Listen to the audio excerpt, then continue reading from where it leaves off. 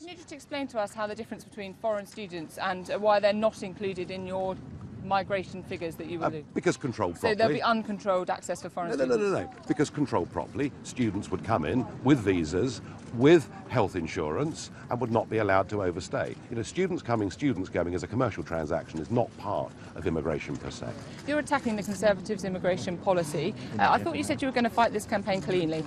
No personal attacks. You know, I mean, I noticed in one of the attacks on other parties. I noticed in one of the newspapers at the weekend some rather personal comments about me from the Prime Minister. I will not be returning the compliment. But what I am saying is there is a totally dishonest debate going on around immigration, which is, according to all the opinion polls, the most important issue in the minds of voters, and the other three parties are not telling the truth. Because the truth is, you cannot have an immigration policy if you're a member of the European Union and you have an open door to 10 former communist countries and the struggling Eurozone ones in the Mediterranean. So if immigration is so important, why isn't it on your pledge card? Well, you cannot even discuss immigration until first you get back control of your borders. And we're talking about far more than immigration. We're actually talking longer term about a positive policy based on having the Australian-style point system. And what's really interesting is nearly 80% of the British people want an Australian-style point system, control of our borders, and a level of immigration where the issue becomes a positive, not a negative. You said you were saving your best lines for the campaign proper. We're in the campaign proper, but you've announced no new policy today. You've just merely attacked somebody else's.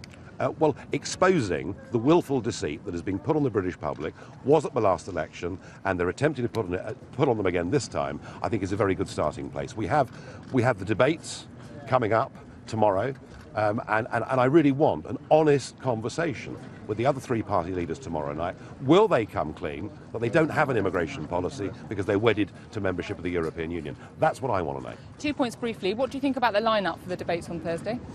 What the positioning? I'm disappointed that Mr Cameron is so far away from me, but we'll make the best of it. You're disappointed he's so far right? Well, is he far right or far left? I'm not sure. What size of podium will you choose? I hear you're going to get offered a choice. Am I? Well, you have the advantage of me. Just lastly, on GDP, we've seen the figures out today, improved growth. The Tories have done well on that, haven't they? Well, yes. I mean, look, if you max out your credit card every month, right, your lifestyle will improve. Of that, there's no question. But at some point in time, you have to pay the bill back. We have growth in the economy, but we've done it through massive year-on-year budget deficit financing. And the real elephant in the room economically in this election campaign that no one's really talking about is in 5 years of this coalition government, they have doubled the size of our national debt. It's not surprising there's some growth.